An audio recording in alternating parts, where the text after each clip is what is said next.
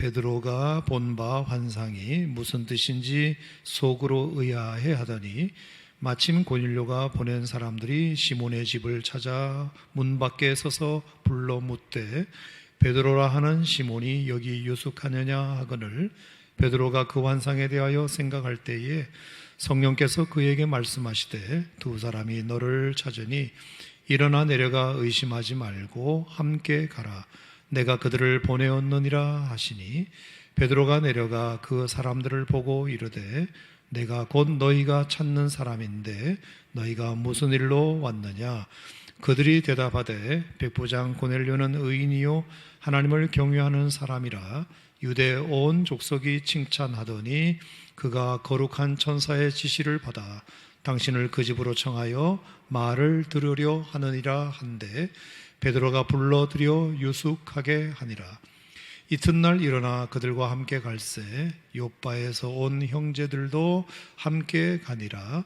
이튿날 가이사랴에 들어가니 고넬료가 그의 친척과 가까운 친구들을 모아 기다리더니 마침 베드로가 들어올 때에 고넬료가 맞아 발 앞에 엎드려 절하니 베드로가 일으켜 이르되 일어서라 나도 사람이라 하고 더불어 말하며 들어가 여러 사람이 모인 것을 보고 이르되 유대인으로서 이방인과 교제하며 가까이 하는 것이 위법인 줄은 너희도 알거니와 하나님께서 내게 지시하사 아무도 속되다 하거나 깨끗하지 않다 하지 말라 하시기로 부름을 사양하지 아니하고 왔노라.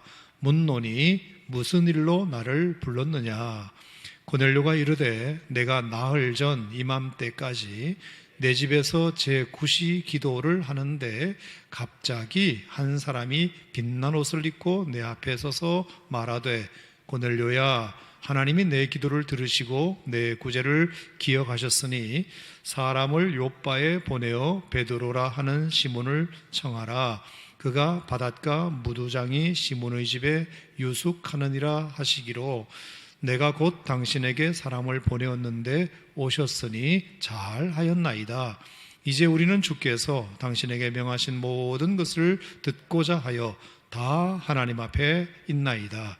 베드로가 입을 열어 말하되 내가 참으로 하나님은 사람의 외모를 보지 아니하시고 각 나라 중 하나님을 경외하며 의를 행하는 사람은 다 받으시는 줄 깨달았도다. 아멘. 네.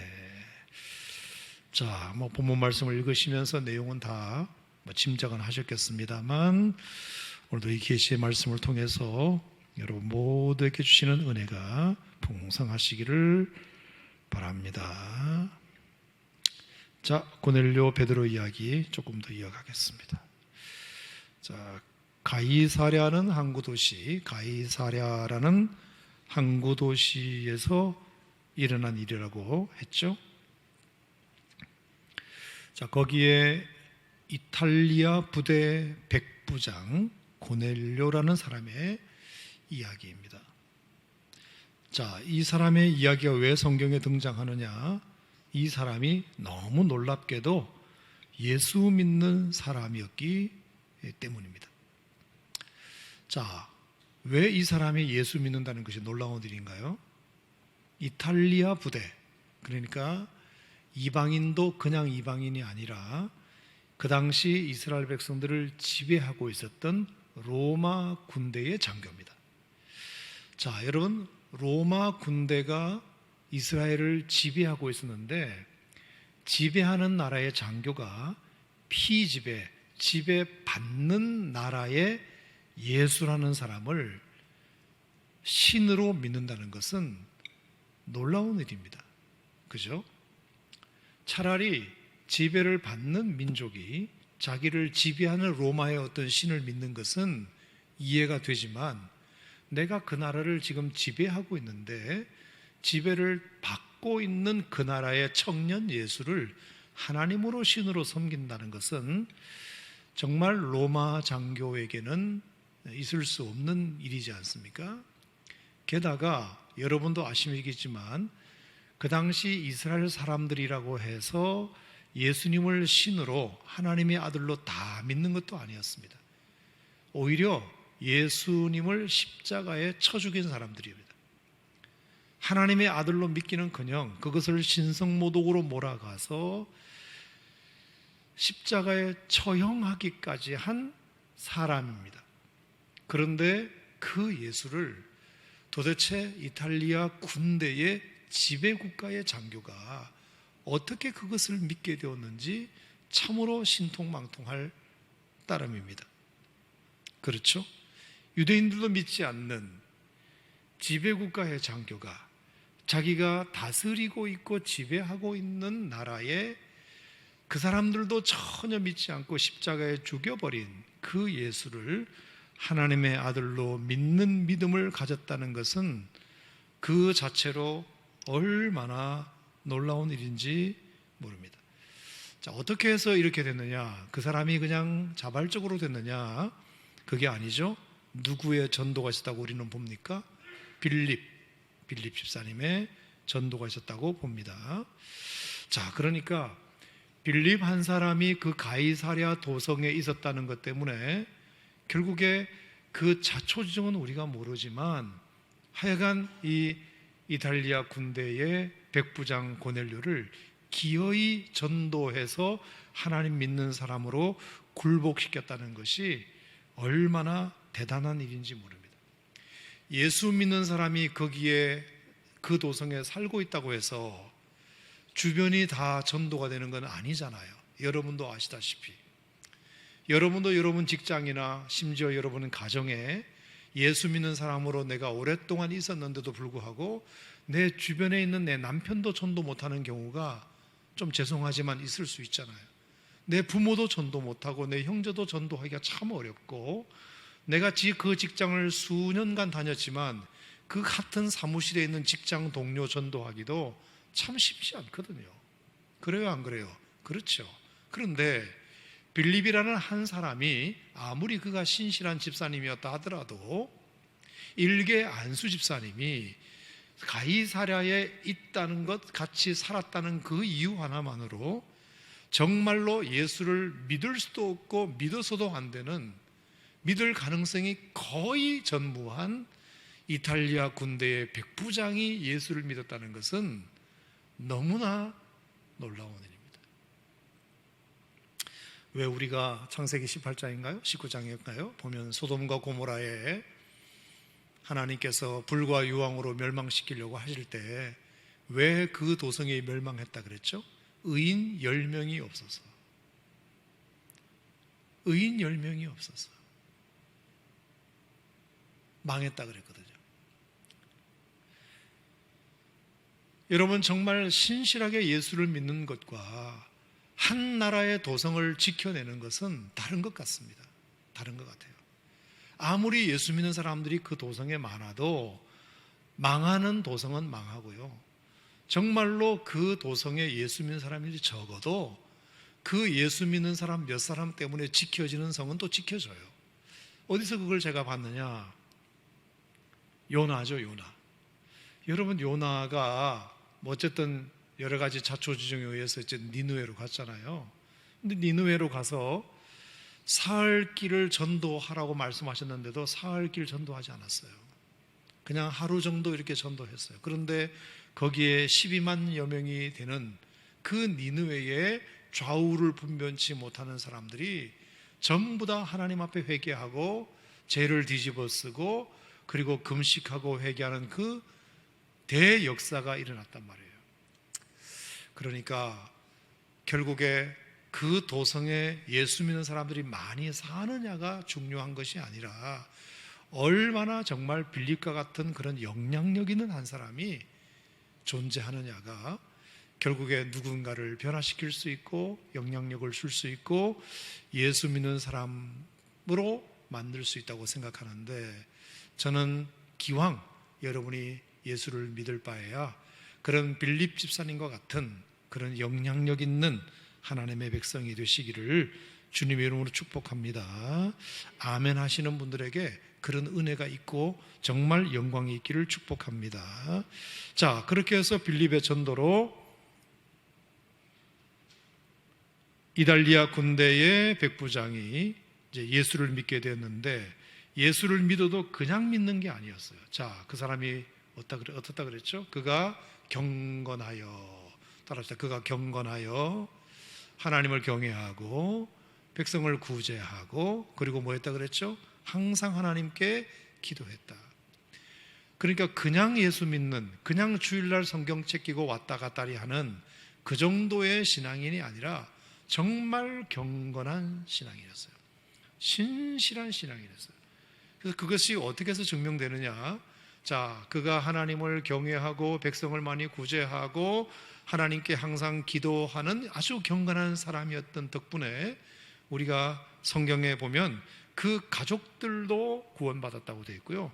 심지어 그 하인과 부하들 가운데서도 그 사람의 영향을 받아서 예수 믿는 사람이 생길 정도였다 그랬습니다. 얼마나 신실한 하나님의 사람이었는지 모릅니다. 자, 그래서인지 어느 날 제9시 기도하는 시간에 그가 이제 시간을 정해놓고 하나님 앞에 기도를 하는데, 지난주에 뭐라 그랬죠? 욥바에 사람을 보내서 베드로라는 사람을 모셔와라. 이제 그 음성을 듣게 됩니다. 그가 신실한 하나님의 사람이 아니었다면 그런 음성을 들을 수도 없었겠지만, 그가 신실한 하나님의 사람이 아니었다면 들었다 하더라도 순종하지 못했겠지만, 그는 워낙 신실한 하나님의 백성이었기 때문에 그 음성을 기도 시간에 듣게 되었을 뿐만 아니라 그 음성을 듣자마자 곧 하인들과 부하 가운데 경건한 사람을 불러서 이것을 다 설명한 다음에 욥바로 가서 빨리 베드로 선생님을 모시고 오라고 심부름을 보내게 됩니다. 자, 욥바에서 가이사랴에서 욥바까지는 약 50여 킬로 정도 되는 거리로 되어 있어요. 자, 50여 킬로 같으면 성인 남자가 아무리 빨리 걸어도 하루에 다 걷기는 힘들어요. 그래서 이틀에 나눠서 걸어야 하거든요. 자, 그래서 이제 9절 말씀에 보면 이 일을 다 이루고 욥바로 보내니라. 이튿날 그들이 길을 가다가 그 성 가까이 갑니다. 자, 그러니까 하루 꼬박 지났다는 것이에요. 그 중간에 가다가 여관에서 잠을 잤겠죠. 그리고 나서 그 다음날 또 길을 가다가 이제 거의 베드로가 있는 욥바에 가까이 가게 되었습니다. 자, 이렇게 되자 하나님이, 성령님이 깜짝 놀라신 것 같아요. 아이고, 이거 큰일 났구나. 내가 고넬료에게 내가 그 부탁을 한 건 맞지만 이 고넬료가 아주 즉시 시행하는 바람에 그 다음 이튿날 바로 욥바에 도착하게 되니까 베드로에게도 그 사실을 미리 알려둬야 되잖아요. 베드로에게도. 그래서 자, 9절 말씀에 보면 이튿날 그들이 길을 가다가 그 성 가까이 갔을 때에 베드로가 기도하려고 지붕에 올라간 그 시각이 제6시였어요. 낮 12시. 그러니까 낮 12시까지는 아직 도착을 했다 안 했다? 안 했다. 마침 도착을 안 했어요. 그래서 성령님께서 급하셔가지고 베드로에게 그 기도 시간에 사인을 주십니다. 자, 어떻게 사인을 줬다고 그랬죠? 자, 그가 12시가 되어서 점심을 먹고자 사람들에게 점심 준비를 하라고 보냈던데 하늘이 열리면서 그릇 같은 것이 내려오는데 큰 보자기가 내려옵니다. 내 귀를 메었어요. 그리고 이제 안에 보니까 너무너무 이상한 짐승들이 거기에 들어있는 것입니다. 그래서 그것을 보는데 고개를 싹 돌리려고 하는데 성령님께서 뭐라 그러셨어요? 베드로야, 일어나 잡아 먹어라. 베드로야, 일어나 잡아 먹어라 그랬어요. 자, 그랬을 때 딱 베드로는 직감했습니다. 이 짐승은 구약의 율법의 전통에 의해서 절대로 잡아먹을 수 없는 부정한 짐승이라는 것을 딱 눈에 챘어요. 그래서 성령님께서 그렇게 말씀하시든 말든 베드로는 당당하게 이렇게 대답합니다. 주여, 그럴 수 없나이다. 속되고 깨끗하지 아니한 것을 내가 결코 먹지 아니하였나이다. 나는 지금까지 유대인의 율법을 정말 생명처럼 지켜왔고 특별히 유대인들은 이 음식법에 대하여 아주 생명처럼 지켜온 바를 성령님도 너무 잘 아시지 않습니까? 절대로 저는 먹을 수 없습니다. 이렇게 얘기했더니 또 소리가 있어서 말씀하시기를 베드로야 잡아먹어라. 또 두 번째 음성이 들렸고 두 번째 베드로는 똑같이 대답을 했고 세 번 그런 일이 있은 후에 그 보자기가 하늘로 올라갔다고 했습니다. 자, 그렇게 해서 세 번 베드로는 이제 잡아먹으라는 것을 거절했어요. 그런데 자기는 율법의 양심에 의해서 거절은 했지만 너무나 뚜렷한 그 세 번 동일한 그 성령님의 음성을 자기가 어쨌든 순종하지 않은 거잖아요. 자기의 개인적인 율법에 대한 어떤 확신 때문에 부정한 음식이라고 먹지 않은 것은 잘했다는 생각이 들면서도 동시에 어떤 생각이 들었을까요? 성령님이 그렇게 세 번씩이나 나에게 말씀하셨는데 내가 실천하지 못하고 순종하지 못한 것에 대한 찝찝함이 분명히 있었을 거라고 생각합니다. 그래서 무슨 뜻이지? 도대체 무슨 뜻이지? 자, 그러고 있는데 이제 성령께서 자 이렇게 말씀하시는 것입니다. 자, 19절 같이 읽어보겠습니다. 시작. 베드로가 그 환상에 대하여 생각하고 있는데 성령께서 그에게 말씀하시기를 두 사람이 너를 찾아올 것이다. 그러면 일어나 내려가 의심하지 말고 묻지도 말고 따지지도 말고 함께 가라. 그랬어요. 자, 그 세 번의 환상이 무슨 의미인지를 몰라서 찜찜하던 차에 마침 성령께서 음성을 들려주시기를 두 사람이 너를 금방 찾아올 거니까 묻지도 말고 따지지도 말고 따라가라. 그렇게 말씀을 하신 거예요. 자, 그래서 그런가 보다라고 생각하고 있는데 이제 사람이 찾아오게 된 것입니다. 자, 21절 베드로가 내려가 그 사람들을 보고 이르되 내가 곧 너희가 찾는 사람인데 너희가 무슨 일로 왔느냐.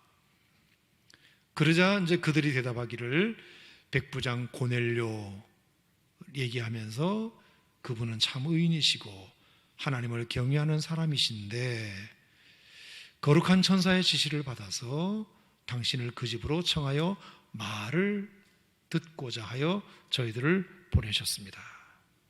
자, 그 얘기를 이제 듣게 된 것입니다. 아, 그래서 이제 베드로는 조금씩 하나님께서 다시 자신에게 보여주는 환상에 대하여 조금씩 이제 마음이 열리기 시작합니다. 하지만 그때까지만 해도 그 의미가 뭔지를 전혀 몰랐어요. 그냥 성령께서 가라고 하니까 가야 되겠다라고 마음을 먹었는데 이미 시간은 늦었어요. 자, 그래서 어떻게 했죠? 베드로가 불러들여 유숙하게 하니라. 오늘은 시간이 늦었으니까 일단 저희 집에서 쉬시고 다음날 갑시다. 왜? 키로가 몇 킬로라고 그러겠죠? 50kg가 되니까. 자, 그래서 다음날 이튿날 일어나 그들과 함께 갈새 욥바에서 온 어떤 형제들도 함께 가니라. 자, 갔어요. 자, 24절에 다시 이튿날 그랬어요. 자, 그러니까 올 때도 2일 걸렸고 갈 때도 2일 걸렸다. 50km라는 거리를 하루에 갈 수 없기 때문에 욥바에서 출발하여 중간에서 외건방에서 하룻밤 자고 그 다음날 가이사랴에 이제 들어가게 되는데요. 자, 여기서 이제 역사적인 일이 벌어지게 됩니다. 하나님께서 자기 제6시 기도 시간에 부정한 짐승을 3번씩이나 보여주시면서 잡아먹으라 하셨던 그 의미가 아직까지 무슨 의미인지를 몰랐는데 드디어 그가 가이사랴에 도착하고 나서 이제 그 의미를 알게 되는데요. 정말 베드로에게는 놀라운 일이 벌어지게 됩니다. 자, 그 놀라운 것 중에 하나가 그 표현을 좀 보면, 자, 35절 말씀에 보면 각 나라 중에 하나님을 경외하며 의를 행하는 사람은 다 받으시는 줄 깨달았도다. 따라합시다. 깨달았도다. 자, 베드로가 뭔가 아주 중요한 것을 깨달았다는 뜻이에요. 환상을 볼 때는 몰랐는데, 욥바에 있을 때도 몰랐는데, 자기가 성령님의 말씀에 순종하여 이 두 사람을 따라서 가이사랴에 비로소 오고 나서야 자기가 정말로 자기 인생에 처음으로 아주 깊은 깨달음을 갖게 됩니다. 깨달았도다. 따라합시다. 깨달았도다. 자, 그 다음에 45절에 보시면 베드로와 함께 온 할례 받은 신자들이 이방인에게도 성령 부어 주심으로 말미암아 논란이, 따라합시다. 논란이. 자, 깨달았도다. 논란이. 아주 중요한 것을 깨닫고 또 깜짝 놀랄 만한 일을 보았어요. 너무 깜짝 놀랄 만한 일을 경험하게 됩니다. 자, 그게 뭐죠? 이방인임에도 불구하고 하나님께서 성령을 그냥 내리 부어주시는 그 모습을 보고 깜짝 놀라게 됩니다. 자, 앞에는 무엇을 깨달았다 그랬나요? 34절에 보면 내가 참으로 하나님은 사람의 외모를 보지 아니하시고, 하나님은 사람의 외모를 취하지 않는다는 것을 깨달았도다. 그리고 여러 날 중에서 하나님을 경외하며 의를 행하는 사람은 다 받으시는 줄 깨달았도다. 여러분, 이 말은 유대인들 중에서 하나님을 믿는 백성들에게만 하나님이 받으시는 줄 알았는데, 이제는 유대인을 벗어나서 유대인의 경계를 넘어서서 세계 여러 나라에도 하나님을 신실하게 섬기는 사람이 있고 하나님을 경외하는 사람이 있고 의를 행하는 사람이 있다는 것에 대하여 깜짝 놀라게 됩니다. 뿐만 아니라 이방인에게도 하나님께서 성령을 부어주시는 것을 인하여 깜짝 놀라게 되고요, 더 놀란 것은 46절 시작, 이는 방언을 말하며 하나님 높임을 들음이로라. 그들이 무엇을 말했다? 방언을 말하며 하나님을 높이는 찬양을 부르는 소리를 듣고 깜짝 놀라게 됩니다.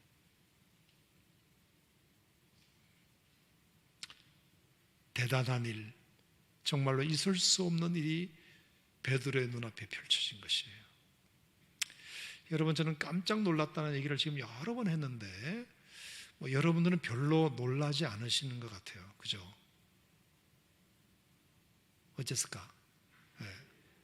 이 놀라운 베드로는 정말 놀라운 일을 그가 경험하게 돼요.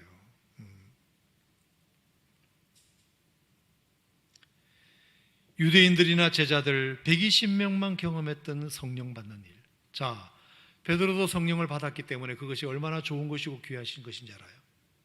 예수님께서 예루살렘을 떠나지 말고 성령을 기다려라, 그 음성을 듣고 한 열흘 정도 마가다락방에서 120명 성도들이 정말 철야하며 밤이고 낮이고 하나님 앞에 기도했을 때 오순절날이 이름이 이름에 성령이 불의 혀같이 갈라지는 모습을 보게 됐잖아요. 그들이 성령을 어떻게 받았는지를 그들이 알고 있어요. 유대인들이, 제자들이 그렇게 열흘 동안 뜨겁게 하나님 앞에 기도하면서 받은 성령을 이방인들이 기도하는 것도 아니고 열흘 동안 한 것도 아니고 그냥 고넬료가 말씀을 전하고 있는 가운데 갑자기 이방인들에게도 하나님께서 성령이 부으시는, 자, 44절에 보면 베드로가 이 말을 할 때에 성령이 말씀 듣는 모든 사람에게 내려오시니, 이방인들에게도 성령 부으시는 것을 보고 깜짝 놀라게 되고, 심지어 그들이 사도행전 2장에서 했던 방언을 이 사람들도 하게 되는 모습을 보고 깜짝 놀라게 돼요. 자기들의 경험인 줄 말하는데 이방인들, 때로는 옛날에는 개 취급도 당했고 정말로 사람 취급도 하지 않았던 사람들, 그런 사람들에게 내가 여기 왔다는 사실도 놀랍지만 하나님께서 우리가 그렇게 부정하게 여겼던 이방인들에게 하나님께서 성령을 부어주시고 방언을 말하게 하시고 그들의 입에서 하나님을 찬양하는 소리를 듣게 될 줄이야 베드로는 예전에는 미처 몰랐던 것이죠.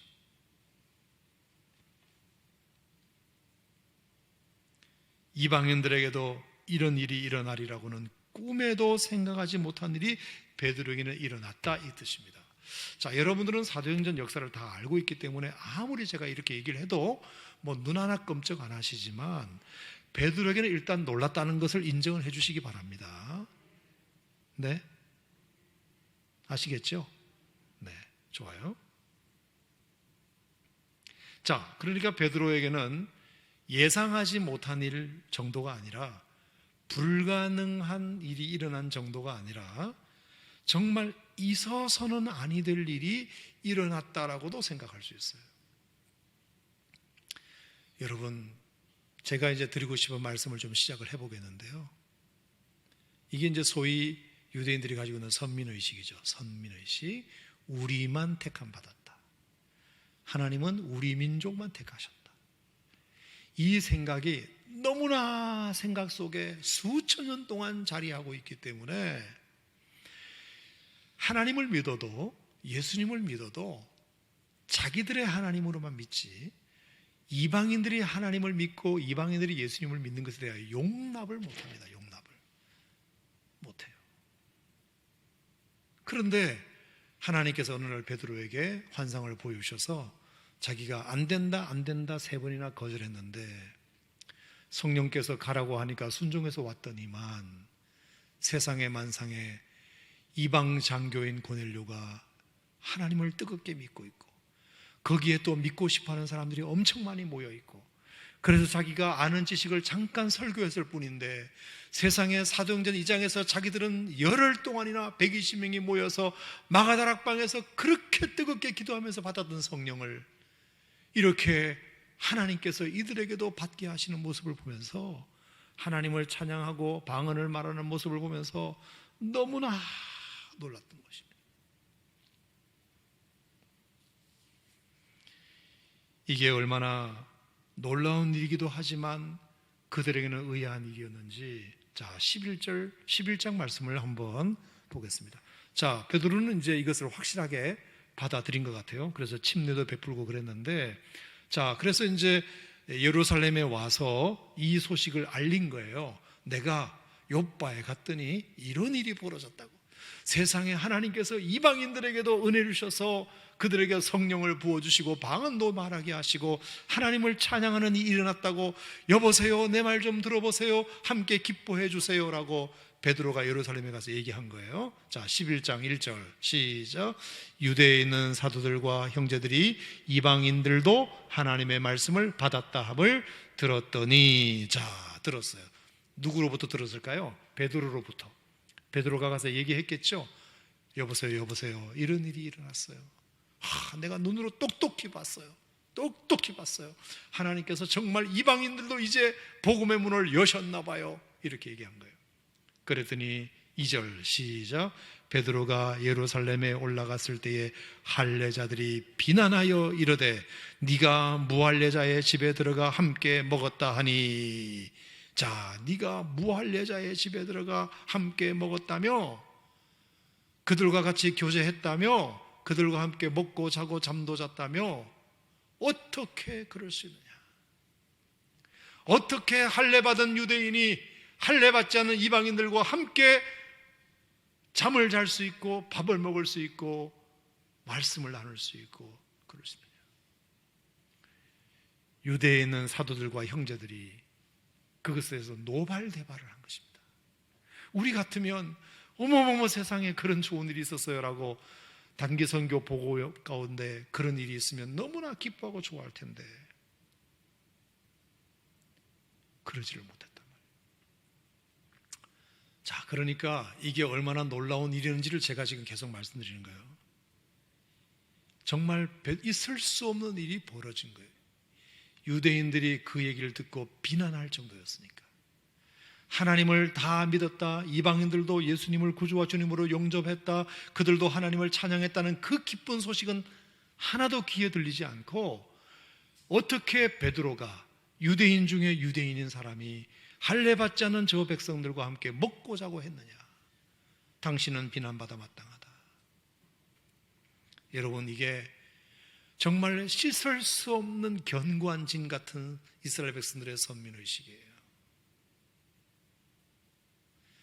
자, 제가 오늘 이것을 강조하는 이유는 저와 여러분들에게도 안 그런 척하고 계시지만 이런 견고한 진 같은 것이 있어요. 자, 베드로는 3년씩이나 예수님을 따라다녔던 제자였어요. 그리고 수제자였어요. 예수님의 말씀을 엄청 들었어요. 예수님의 기적을 엄청 봤어요. 그도 성령을 받고 그도 큰 교회를 목회해서 예루살렘 교회를 10,000명에서 15,000명까지 부흥시킨 위대한 대형교회 목사님이세요. 베드로가 설교하면 3,000명이 그날 침례받고 회개하고 돌아오는 그런 위대한 전도자였어요. 거기 있는 모든 사도들과 형제들 다 예수 믿는 사람들이에요. 그리고 예수님으로부터 직접 음성을 들었던 사람들이고 다 그래요. 사도들과 형제들이라고 말했잖아요. 유대에 있는 사도들과 형제들. 그런데 이방인들이 예수 믿었다고? 이방인들이 성령 받았다고? 이방인들이 방언을 말했다고? 그건 중요한 게 아니고 어떻게 베드로 당신이 할례받지 않은 저 더러운 것들과 저 개 같은 것들과 함께 먹고 자고 그 집을 방문했느냐. 신앙이 아무리 좋아도, 하나님을 아무리 많이 오랫동안 섬겼어도, 성경을 아무리 많이 알고 있어도 끊을 수 없는, 지울 수 없는 견고한 진 같은 것이 우리들에게도 있을 수 있다. 몰라요. 자기는 몰라요. 그런데 남들은 보면 알아요.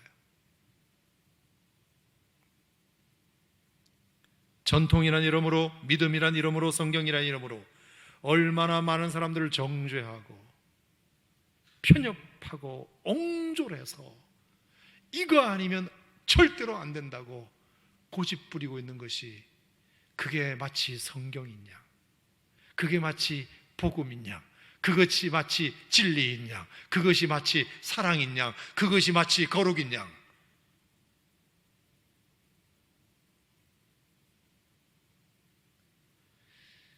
자기한테만 좋은 것이지 남에게는 좋지 않을 수도 있는데,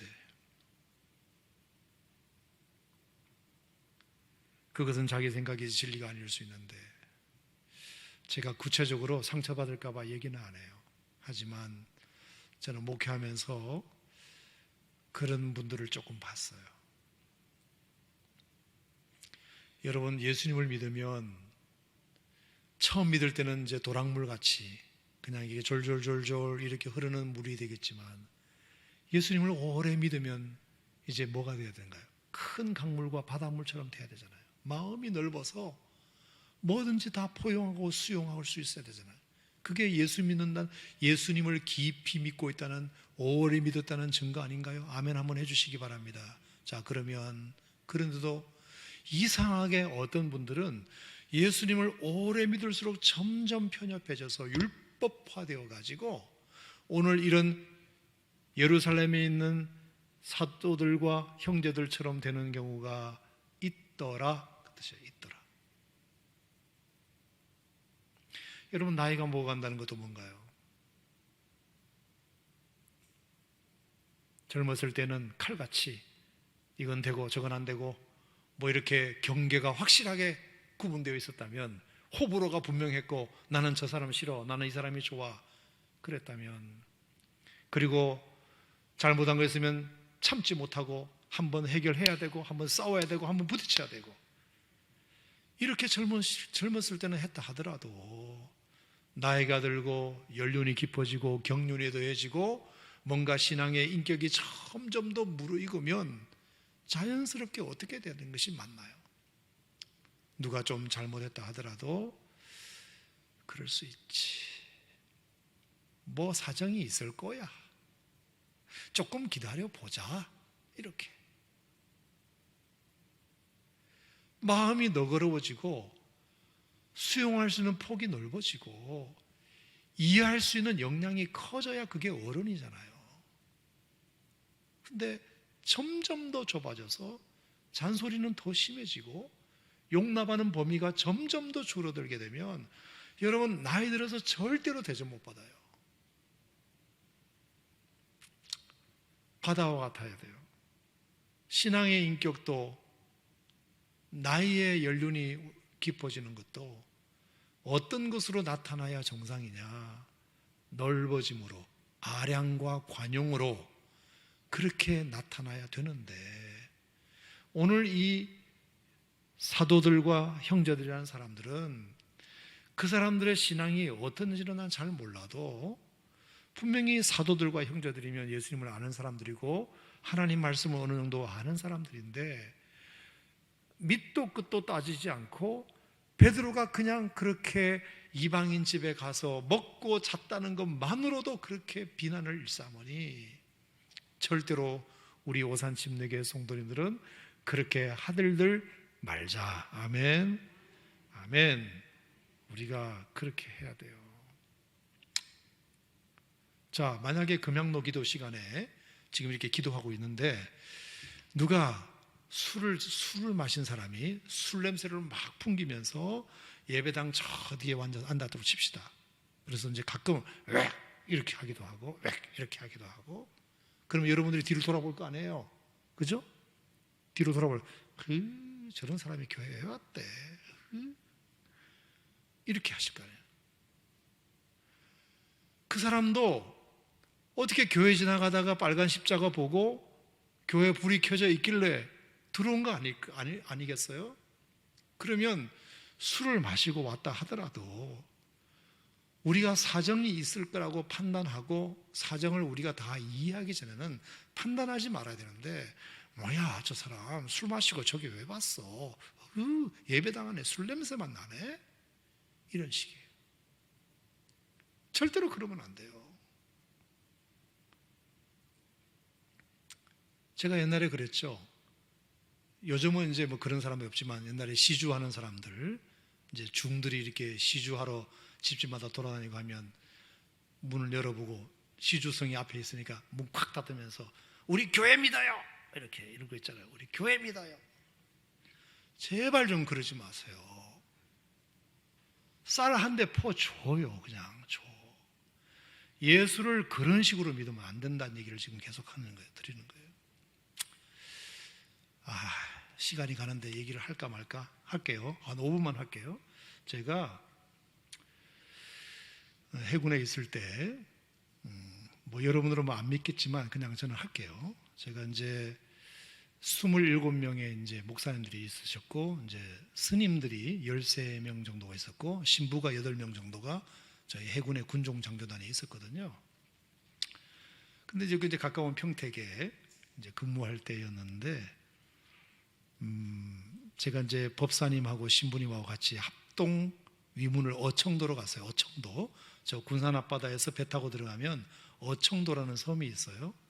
거기 이제 해군 기지가 있어가지고 이제 신부님, 법사님 같이 갑시다라고 이제 해서 같이 갔어요. 그리고 이제 콘도를 하나 얻어가지고 한 방에 제가 가운데 자고 옆에 왼쪽에 법사님이 누우시고 오른쪽에 신부님이 누우시고 아주 3개 종교가 한 방에서 누워서 이제 잠을 자는데, 그건 뭐 여러분들은 되게 이상하지만 군에서는 굉장히 흔히 있을 수 있는 일이거든요. 근데 제가 드리고 싶은 말씀은 뭐냐면, 자는데 옆에 있는 그 법사님이 나한테 느닷없이 그런 얘기를 하는 거예요. 목사님, 내가 좀 드릴 말씀이 있다고. 뭐냐고 그랬더니 자기가 너무 요새 몸이 안 좋아가지고, 그 사람 말이 조금 뚱뚱했거든요. 몸이 너무 안 좋아가지고 사실은 이 어청도에 저는 안 올라 그랬다고. 자기 못 올 것 같았다고. 그러면 법사님 말씀하시지 그러셨어요. 몸에 무리 가시면 안 되잖아요. 그랬더니 목사님 때문에 제가 안 올 수가 없었다는 거예요. 그게 무슨 말씀이세요? 그랬더니, 그러면서 저는 처음이자 마지막으로 그런 얘기를 들어봤네요. 자기들 법사님들, 스님들 세계, 우리 군 스님들 세계에서 우리 해군의 목사님들 중에서 진짜 목사 2사람이 있다는 거예요. 2사람 진짜. 저 양반은 진짜 목사야. 그러면서 첫 번째 꼽는 분이 지금 이제 저보다 한 5년 선배이신 성결교 목사님이 계세요. 그분의 이름을 얘기하시고, 두 번째 누구 얘기했겠어요, 여러분? 뭐 저는 저라고 얘기를 꼭 제 입으로는 안 할게요. 근데 그분이 그런 얘기를 딱 하시는데 깜짝 놀랐어요. 그러면서 자기 선배 법사가 우리 부대로 자기가 발령받아 갈 때, 야, 너 좋겠다, 야. 거기 가면 김종호 목사님이 군종 참모하는데 그 양반 사람 참 괜찮다. 좀 알아주시기를 바랍니다. 네. 제가 딴 거 없어요. 근데 목사님들은 이제 특히 기독교 목사님들은 무슨 생각했냐면 법사를 볼 때 마귀 새끼처럼 보는 것처럼 보여요. 저 마귀 새끼들 이렇게 생각해요. 그래서 상종도 안 하고요, 아예 말도 안 섞어요. 말도 안 섞고. 근데 그럴 필요가 없거든요. 그럴 필요가 없어요. 그래서 저희 교회에 법사님이 법복 입고 자주 커피 마시러 왔어요. 자주.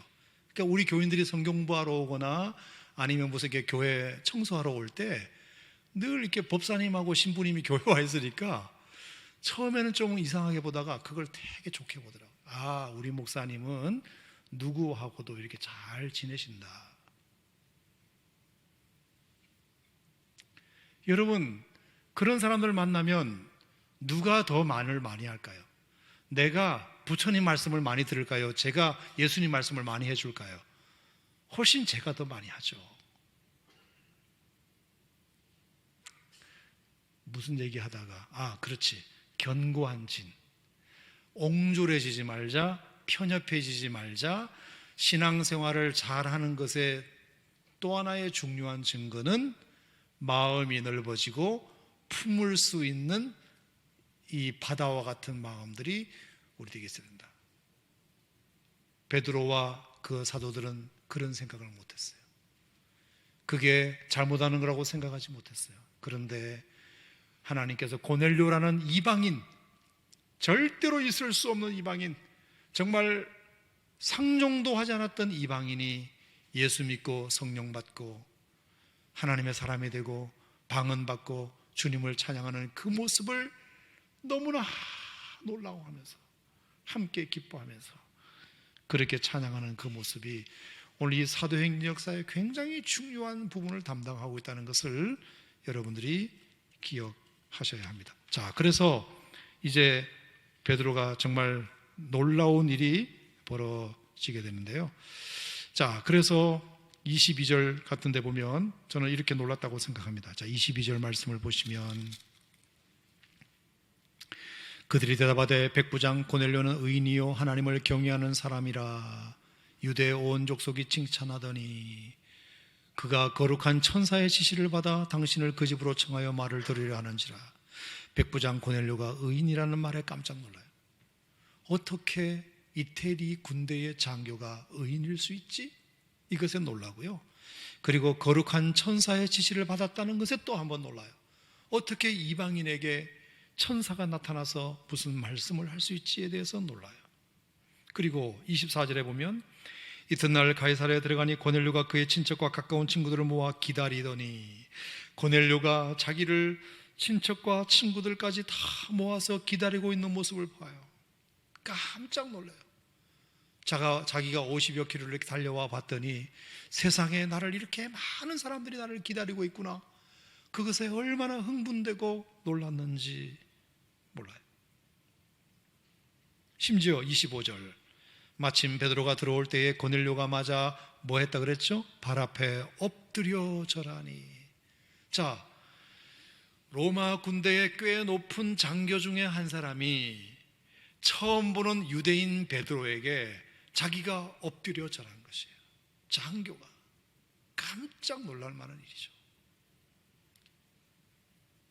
어떻게 이런 일이? 여러분, 고넬료는 아마 저기 가이사 로마의 황제라도 나타나야 엎드려 절하는 거예요. 황제가 나타나야 장교는 엎드려서 절하는 것입니다. 근데 베드로는 황제도 아니고 민간인 신분이고 처음 보는 유대인인데 어떻게 지위가 높은 로마의 군대 장교가 자기를 만나자마자 발 앞에 엎드려서 절할 수 있느냐? 한두 가지 지금 놀랄 일이 아닙니다. 한두 가지 놀랄 일이 아니에요. 그러면서 30절부터 33절까지는 고넬료의 간증을 들어요. 고넬료의 간증을 들어요. 어떻게 해서 자기가 여기 오게 됐는지에 대한 간증을 들어요. 그 간증을 들어보니 그가 기도 시간에 하나님께서 그를 기억하셔서 베드로를 초대하게 하셨다. 그래서 순종하게 하셨다. 자기는 하늘에서 내려오는 기도 시간에 그 보자기에 있는 짐승을 먹으라 그랬는데 3번씩이나 거절했는데 고넬료는 단번에 그냥 순종하는 그 모습을 보면서 당신이 나보다 훨씬 낫군요. 그 순종하는 태도에 베드로는 깜짝 놀라게 되고 34절에 하나님은 외모를 보시지 않는 것에 깜짝 놀라게 되고, 35절에 우리 유대인들만 예수 믿는 줄 알았는데 이제 각 나라에도 다른 나라 사람이라도 하나님을 경외하고 의를 행하는 사람은 하나님이 이제 다 받아주시는구나 라는 것에 깜짝 놀라고, 그리고 45절 성령이 설교하는 가운데 부어주는 것에 깜짝 놀라고, 46절에 방언하고 찬양을 듣는 모습을 보고 깜짝 놀라고, 견고한 진을 무너뜨리니까 하나님의 역사를 제한 없이 경험하게 되고 하나님의 사람들을 더 많이 사랑할 수 있게 되는 일이 벌어지게 됩니다.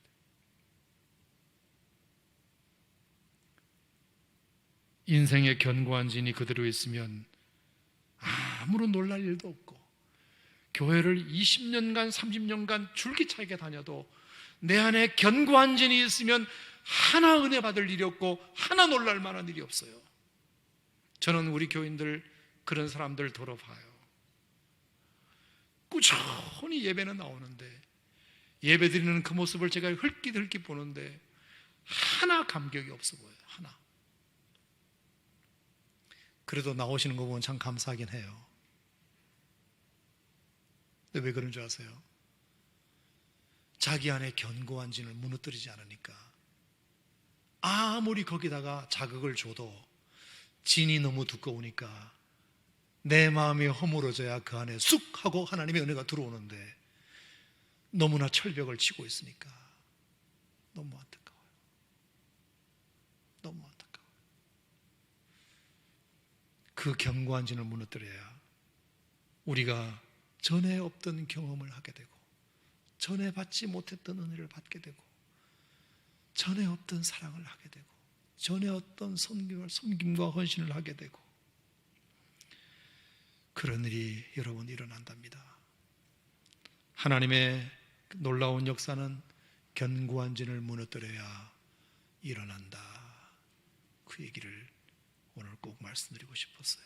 따라합시다. 하나님의 놀라운 역사는 내 안에 견고한 진을 깨야 일어난다. 우리 노래 중에 부셔져야 하리, 부셔져야 하리, 무너져야 하리, 무너져야 하리, 씻겨야 하리, 더 많이 씻겨야 하리, 깨져야 하리, 더 많이 깨져야 하리. 여러분, 주님 안에서 나를 깨는 것은 절대로 손해보는 일이 아닙니다. 믿습니까? 하나님의 은혜가 더 많이 들어올 수 있는 통로를 확보하는 것이에요. 깰수록 하나님의 은혜가 더 많이 들어올수록 통로를 확보하는 것이에요. 그러면 더 많은 은혜를 하나님이 우리에게 주세요. 견고하게 자기를 철벽을 치고 있으면 똑같아요. 10년 전이나 지금이나 하나 달라진 것이 없어요. 집사님, 요즘 하나님의 은혜에 대해서 한번 특별히 간증이 있으시면 말씀해 주시겠어요? 라고 목장 안에서 한번 물어봐도 그런 거 없어요. 그런 거 묻지 말아요.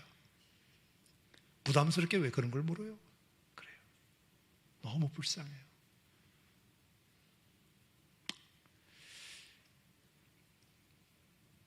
근데 자기의 영혼이 말랑말랑해서 철벽을 다 깨고 그러면 매일매일 하나님의 은혜에 대한 간증이 있어요. 작든지 크든지. 그래서 툭 치면 간증이 나와요. 툭 치면 하나님 얘기가 나와요. 여러분, 어떤 신앙생활을 하고 싶으시냐고요? 그런 거 묻지 말아요. 그냥 교회만 가면 되지 뭘. 자꾸 그런 걸 물어요. 너무 불쌍해요. 솔직히. 목사로서 죄송하기도 하고.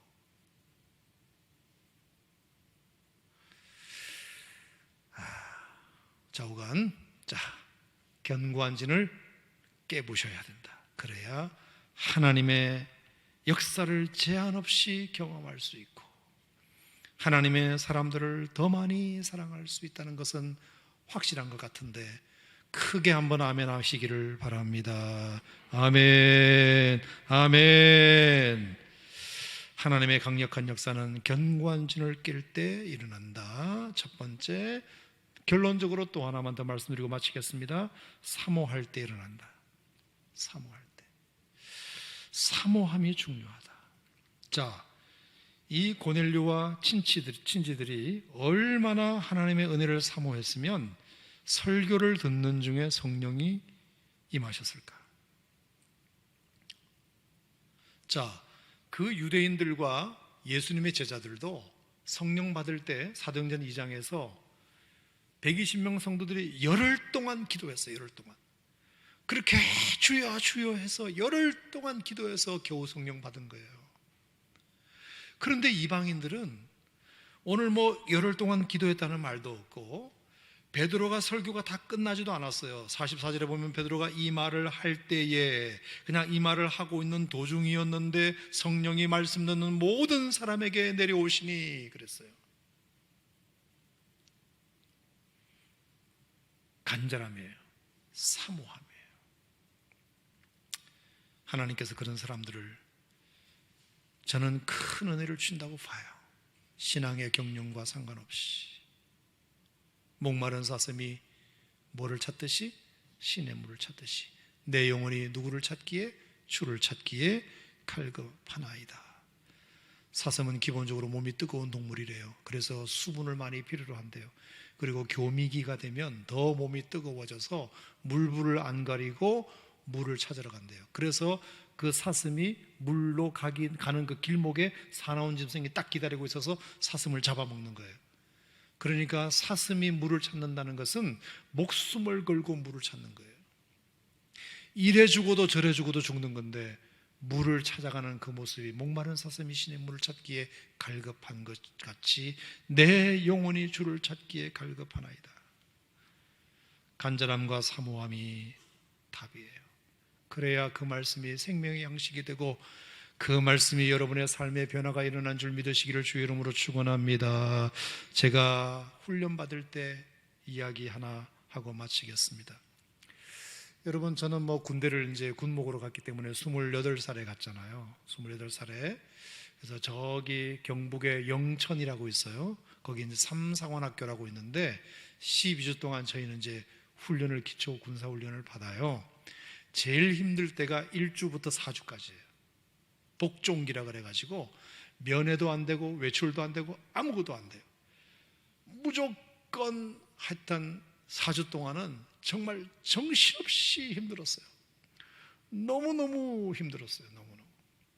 근데 주일날 일요일날 아침에 종교활동은 시켜주더라고. 그래서 정말 교회 가는 시간만 기다렸어요. 교회 가는 시간만. 언제 주일 되나. 그래서 줄을 서가지고 싼 나이로 태어나서 노래 부르면서 이제 교회를 향하여 가잖아요. 그리고 교회 딱 들어가서 앉았는데 설교도 하기 전이고 준비 찬양도 하기 전이야. 근데 앉자마자 뭐가 나왔다? 눈물이 나왔어요. 아무것도 안 하고 그냥 앉기만 했는데 눈물이 나왔어요. 앉기만 했는데. 그리고 준비 찬양인지 뭔지 시작되는데 우리 교회 찬양단은 수준급이에요. 근데 군인교회 찬양단이 대충 그랬을 거 아닙니까? 근데도 어떻게 막 가사 하나, 그냥 노래 곡조 하나하나가 팍팍 들어오는지. 그리고 목사님의 설교가 시작되었어요. 그때 최 목사님이라고, 최뭐뭐 목사님인데 중령 목사님이었던 것 같아요. 그분이 설교를 하시는데 그렇게 아멘이 되더라고요. 하나님이 여러분들을 사랑하십니다. 그러는데 그게 그렇게 아멘이 되더만. 하나님이 여러분들과 함께 하십니다. 그러는데 그렇게 그게 은혜가 돼요. 여러분이 훈련 가운데도 하나님이 함께 하신다고. 너무나 평범한 말인데 그렇게 나한테는 그게 힘이 되고 위로가 되었어요. 그래서 저는 그 목사님의 설교를 대단히 잘하는 줄 알았어요. 대단히. 정말 저 목사님은 설교 은혜롭다 그렇게 생각했어요. 자, 그리고 나서 한 3년인가 4년인가 제가 대위계급장을 들고 1년에 한 번씩 전체 육해공군 군목단이 한 번씩 모여서 세미나를 하거든요. 근데 그때 제게 가장 은혜로운 설교를 했던 그 목사님이 개회 예배 설교를 했어요. 세미나 때. 그래서 너무 기대했어요. 그때 내가 너무 은혜 받았던 목사님이기 때문에 오늘도 하나님이 은혜 주시겠지 생각하고 개회 예배 설교를 하는데,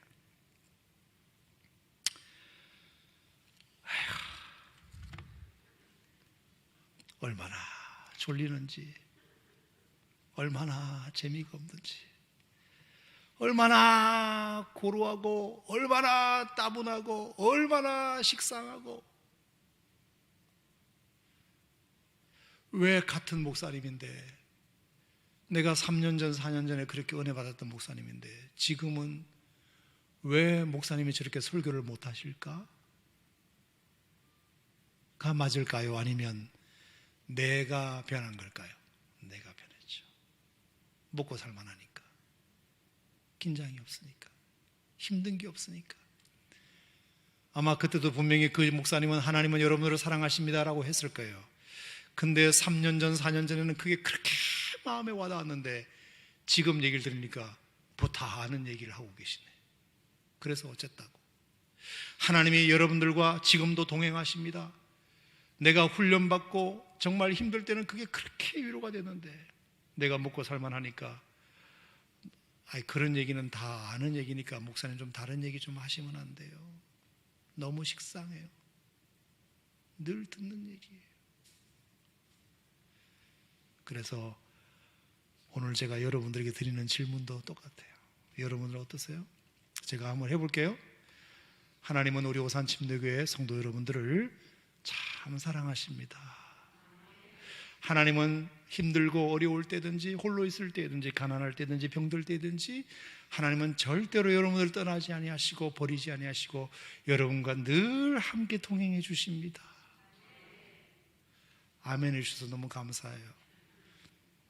나 멋쩍지 않게 아멘 해주셔서 감사한데, 여러분의 이 아멘의 고백이 늘 살아있으려면 여러분의 심령 상태가 간절함과 사모함이 있어야 돼요. 그러면 그럴수록 뭐든지 먹어도 맛있거든요. 내가 배가 고프면, 내 배가 배고플러서 습관적으로 앉아있으면, 아무리 거기에 베드로 목사님이 설교해도, 빌리그레암 목사님이 와서 설교해도 그 마음을 적시지 못해요. 오늘의 결론은 딱 두 가지. 견고한 진을 깨야 된다. 어쨌든 간에 깨야 된다. 깨면 깰수록 그 깨어진 통로를 통하여 하나님의 은혜는 밀물처럼 들어온다. 아멘. 그거 꼭 기억하시고, 그 다음에 사모함과 간절함. 어떤 예배든지, 저녁 예배든지, 새벽 기도든지, 주일 예배든지 하나님 앞에 간절함과 사모함으로, 하나님, 나 오늘도 목마른 사슴이 신의 물을 찾기에 갈급함같이 내 영혼이 주를 찾기에 갈급합니다. 내 영혼을, 이 가란 영혼을 적셔 주시옵소서. 나의 이 줄인 영혼을 채워 주시옵소서. 배부르게 해 주시옵소서. 주님만을 사모합니다. 갈망합니다. 여러분, 이 고백이 주님 부르시는 그날까지 늘 살아있기를 주님의 이름으로 축복합니다.